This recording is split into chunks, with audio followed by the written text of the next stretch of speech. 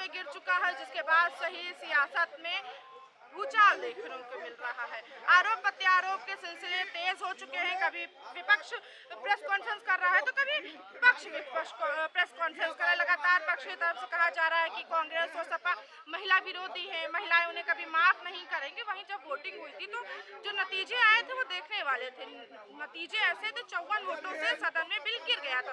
293 vote सत्ता पक्ष में आए थे, 230 विपक्ष के खेमे में आए थे। और अगर हम बात करें 2023 में ही महिला शक्ति वंदना बिल से ही 33% आरक्षण हो गया था, मगर जब से ही बिल गिरा राय साहब जी, एक ऐसा समीकरण बन गया राजनीति में, कहें या रोटियां सेकना 27 का चुनाव, अभी दक्षिण के इलाकों में चुनाव थे, अभी उसको लेकर भी परिसीमन कराया जा रहा था, जिसकी वजह से गिर गया एक तरीके से। क्या लगता है? उसके बाद कह रहे हैं पीएम मोदी महिलाओं से माफी मांग रहे, कांग्रेस महिला विरोधी, सपा महिला विरोधी, क्या कहेंगे? अब देखिए, जब भाजपा कहीं कुछ वजूद में नहीं थी तो महिला प्रधानमंत्री से लेके राष्ट्रपति से लेके सुप्रीम कोर्ट का जज से लेके हाई कोर्ट का जज से लेकर के तमाम बड़े बड़े तमाम मिनिस्ट्री से लेकर के सांसद, विधानसभा में हर जगह महिला थी। लेकिन हम महिला को अधिकार दिए, लेकिन महिलाओं का सौदा नहीं किया, महिलाओं का वाजीगरी नहीं किया, महिलाओं के समान हमने खेला नहीं। हम निरंतर महिलाओं का संविधान में मौलिक अधिकार देने की बात करते थे, उनके शिक्षा की बात करते थे, उनके संवैधानिक अधिकार की बात करते थे, उनको समाज में रखरखाव की बात करते थे, उनको नौकरी व्यवसाय में उनका स्थान दिलवाने की बात करते थे। लेकिन महिलाओं का जब साहब आप 2022 में जब आपने बिल पास करा लिया तो ये कौन महिला आरक्षण बिल थी जिस पे आप आ गए? अच्छा, अगर इस पे आ गए तो आप ये जानते थे कि मैनुअल अगर 31 का अगर डाटा पर आप उसको संवैधानिक रूप देना चाहें तो संविधान कहता है कि आपको 2/3 बहुमत होनी चाहिए। आप ये भी जानते थे कि हमारे पास 2/3 बहुमत नहीं है, फिर उस बिल को लाने के लिए किसने आपको अधिकार दे दिया? तो कारण ये था कि ये पूरा देश जान चुका है कि आप बिल महिलाओं के उत्थान के लिए नहीं, महिलाओं के भागीदारी के लिए नहीं, महिलाओं के साथ विश्वासघात करने के लिए, महिलाओं को रिझाने के लिए, कांग्रेस और इंडिया गठबंधन के खिलाफ वोट डलवाने के लिए आपने विश्वासघात किया। जबकि वास्तविकता ये है कि 5 चुनाव आप भाजपा बुरी तरह हार रही है। अच्छा, कांग्रेस ने ये भी कहा, जब पीएम आवास का कल घेराव किया गया तो उन्होंने ये भी कहा है, कांग्रेस के जितने भी बड़े प्रतिनिधि वहाँ पे पीएम आवास का घेराव, उन्होंने कहा कि 33% आरक्षण लागू कर देना चाहिए। क्यों नहीं लागू कर देते? वहीं 543 सीटों में क्या कहेंगे उससे? भाई, भारतीय जनता पार्टी ने महिला आरक्षण की बात की जी, तो 2022 में जब बिल पास कर लिया तो उत्तर प्रदेश सरकार में 33% आरक्षण महिलाओं को क्यों नहीं दिया और अदर स्टेट में महिलाओं को आरक्षण क्यों नहीं दिया? संविधान में मंत्रिमंडल में महिलाओं को आरक्षण क्यों नहीं दिया? तो जब आप बिल पास करते हो तो आपने तो अपने बिल पर ही अमल नहीं किया, आपने महिलाओं को अपनी सरकारों में महिमा मंडल नहीं किया, उनका संवैधानिक अधिकार नहीं दिया। हाँ, फर्जी बिल पास करके महिलाओं को बेचने और कीनने का काम किया। उत्तर प्रदेश की राजधानी में कहा जाए तो बड़ा दिन देखा माना जा रहा। कल उत्तर प्रदेश के मुख्यमंत्री से लेकर डिप्टी सीएम, पूरा मंत्रिमंडल अपने आवास से लेकर विधानसभा तक के विपक्ष के खिलाफ विरोध प्रदर्शन, मार्च निकाला गया। बिल्कुल, जब आदमी फेल हो जाता है तो वो फेल का लिस्ट तैयार करता है। भारतीय जनता पार्टी महिला आरक्षण अधिनियम पर पूरे दुनिया और देश के मानक पर नंगा हो चुकी है। ये साबित हो चुका है कि महिलाओं के साथ भारतीय जनता पार्टी ने महिलाओं के सम्मान के साथ, महिलाओं के अधिकार के साथ, महिलाओं के भागीदारी का छीनहरण किया है। अब उस पाप को धोने के लिए, आवाम को गुमराह करने के लिए, प्रदेश को इधर तितर बितर करने के लिए लॉ एंड ऑर्डर का प्रहरी है, वो सड़क पर नाचने। सवाल ये भी है कि प्रधानमंत्री ने जब संबोधन किया परसों रात में तो उन्होंने ये कहा कि नारी शक्ति देश की शक्ति है, आबादी है, मगर कहा कि देश हित और पार्टी हित के लिए विपक्ष ने ये सारे किया।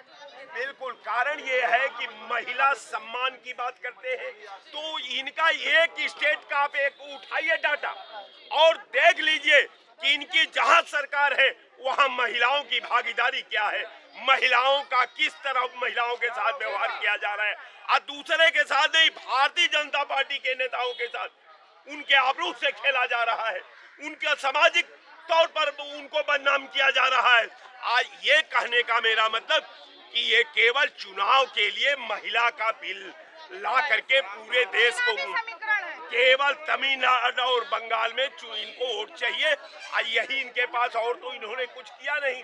तो महिला पर रिझा करके सोचते थे कि बैतरनी पार कर जाऊंगी। क्या लगता है लाल जी, महिला आरक्षण 33% 2023 में जब बन गया, पास हो गया, तो काहे परिसीमन करके खाली जनता को गुमराह किया जाए? क्या आपको क्या लगता है?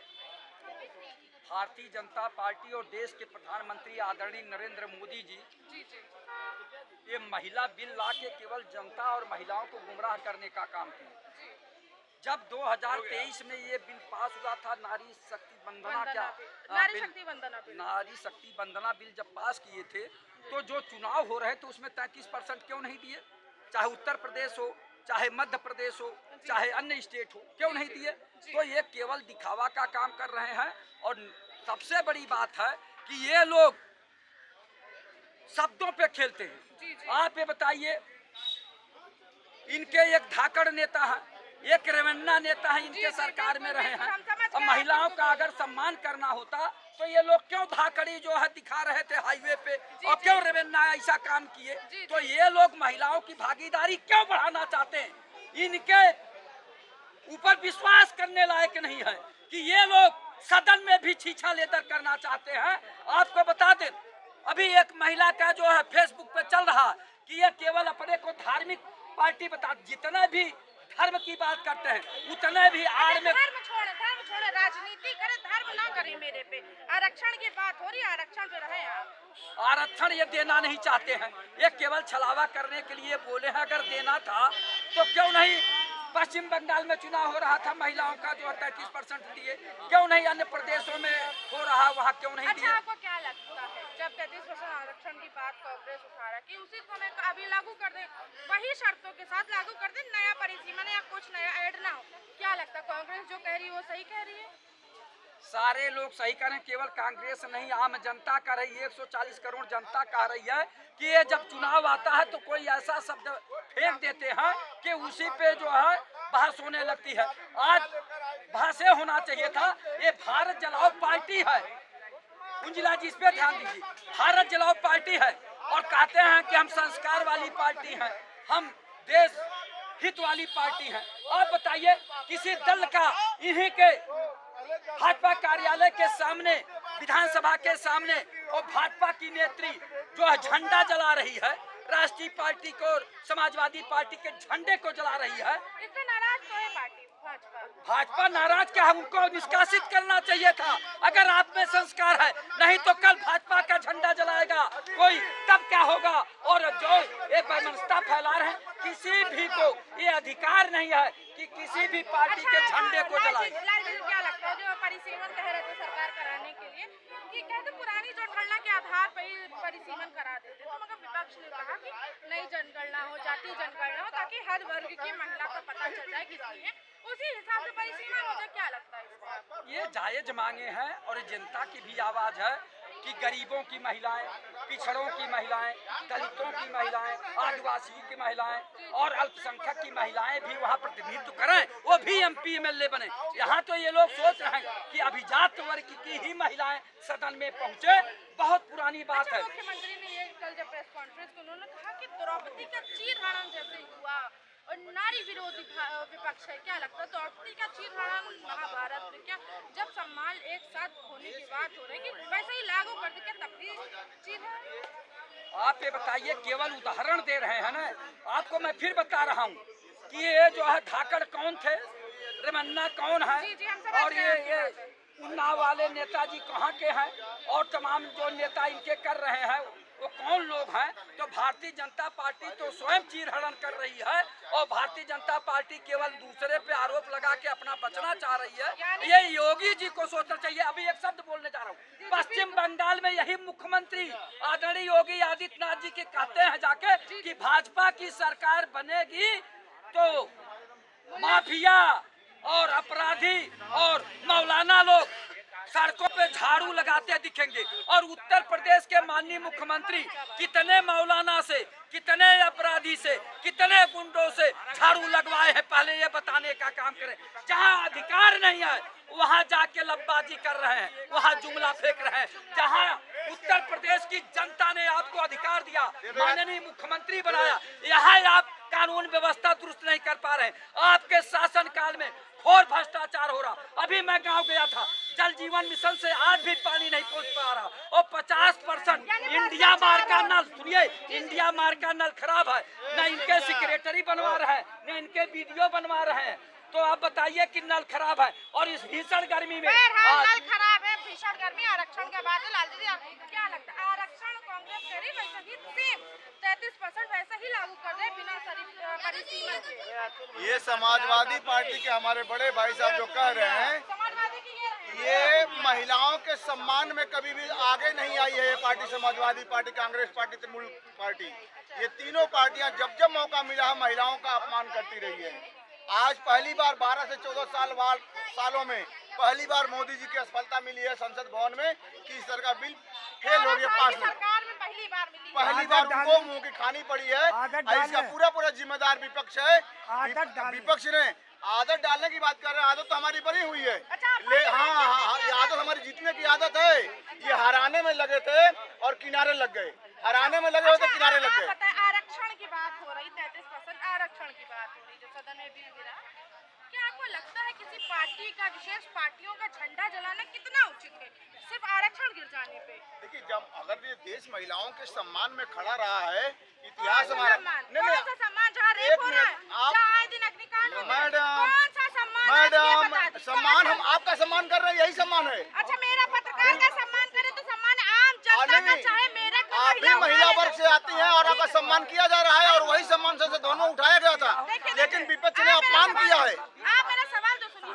वही जनवरी के मेरठ में माँ की हत्या, बेटी को उठा के लेकर गया दलित, अभी आगे हत्या, महिलाओं का आए दिन रेप होता, महिलाओं के लिए सोच रहे हैं तो अच्छा सोचे थोड़ा। कह तो रहा हूँ कि बहन कुमारी मायावती जी का गेस्ट हाउस भूल गई हैं। ये समाज नहीं, ये समाजवादी पार्टी क्या सम्मान दे रही थी?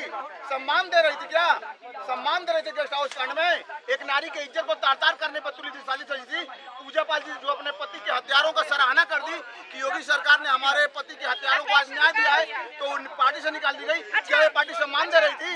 आज प्रेस कॉन्फ्रेंस की अजय राय जी ने, प्रदेश अध्यक्ष, उन्होंने कहा जब प्रधानमंत्री अपनी धर्मपत्नी को सम्मान नहीं दे पा रहे हैं, उनको अपना नहीं पा रहे सरेआम आम जनता के सामने, तो दूसरों की महिलाओं को क्या समझाएं? पूरे देश की महिलाओं को वो उसी नजर से देखते हैं कि पूरा देश मेरे लिए परिवार है, पूरे देश की महिलाएं मेरे परिवार की तरह।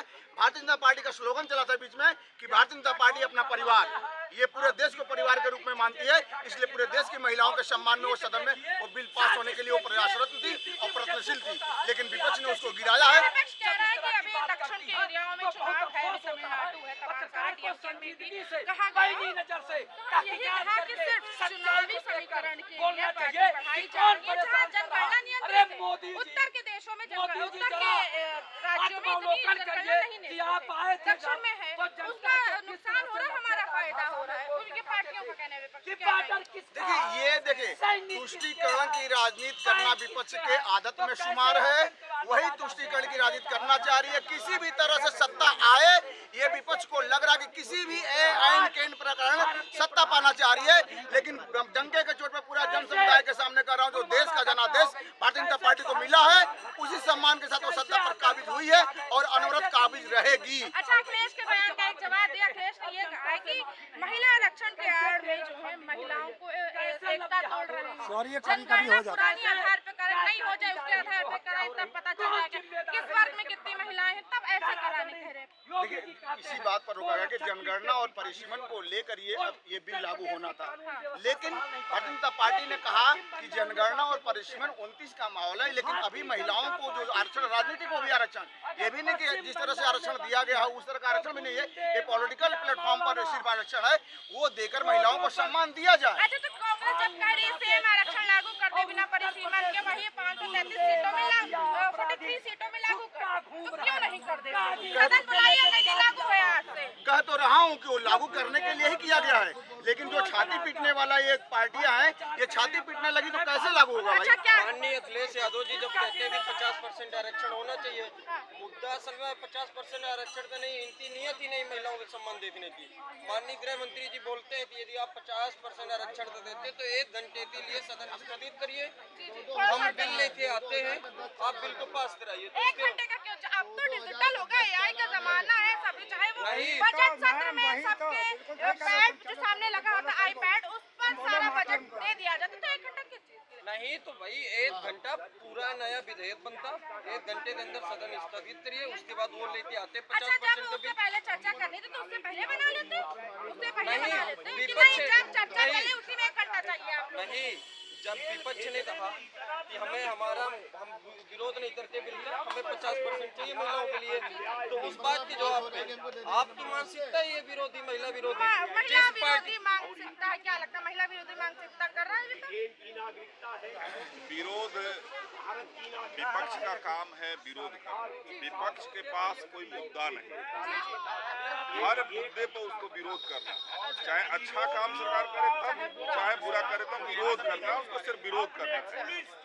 अगर एक चित्रकार कोई चित्र बनाता है तो कमियां निकालने वाले बहुत लोग मिलते हैं, मेहनत करने वाले का। मेहनत करने वाले उसमें अच्छाई दिखने वाले कम मिलते हैं। वही हाल विपक्ष का है। अगर विपक्ष का विरोध नहीं होता, आज महिलाओं को सम्मान मिला होता। अरे 33% वैसे ही आरक्षण लागू करते, कांग्रेस ने सेम लागू करते, बिना किसी बढ़ाई घटाई सेम लागू करते। ऐसा है कि जब शिल्पकार कोई चित्र बनाने, मूर्ति बनाने का अगर उसके मन में कल्पना आती है, उस तरह का ढांचा तैयार करता है।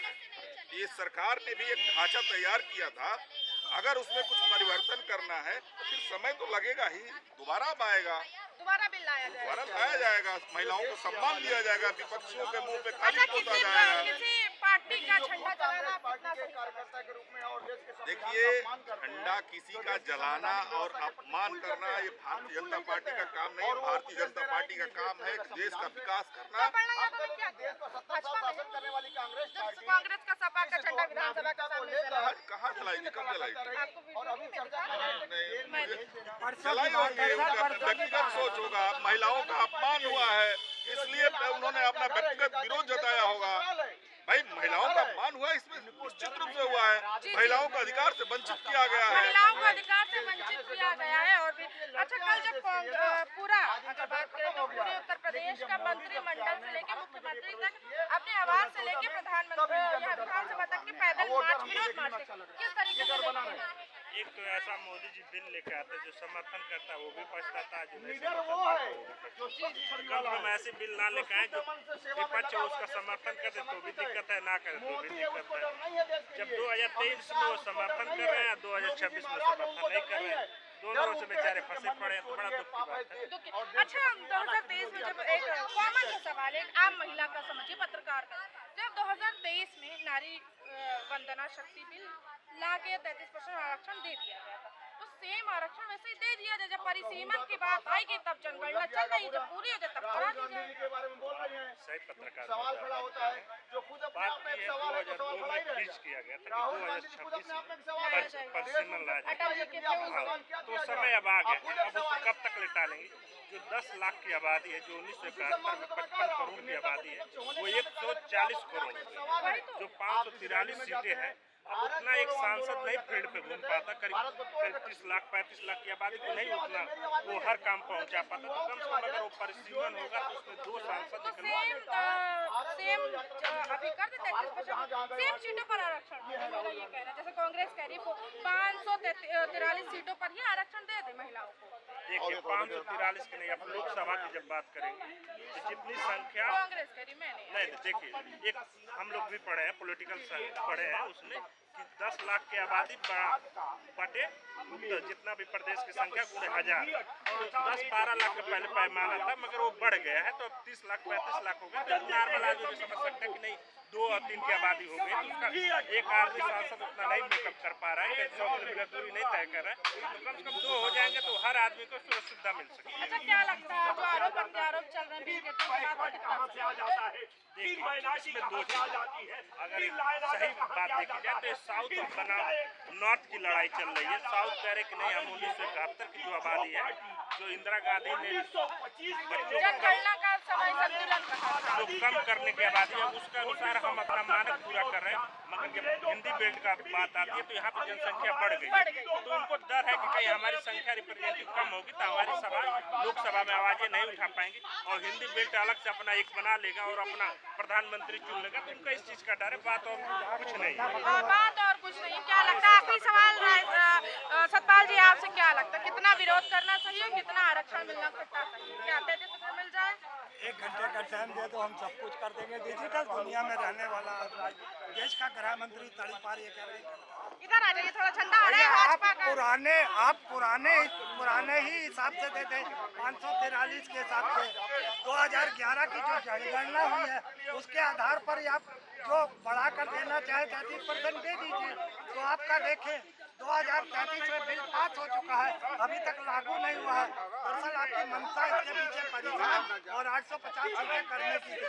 ताकि जनता का पैसा भी ज्यादा जाए, जनता से जीएसटी भी ज्यादा ली जाए और जनता का एक मुंह भी आ जाए। मैं वही तो कह रहा हूँ, मैं इसीलिए इनके कोई मंसूबे कायम नहीं हुए, कामयाब नहीं हुए।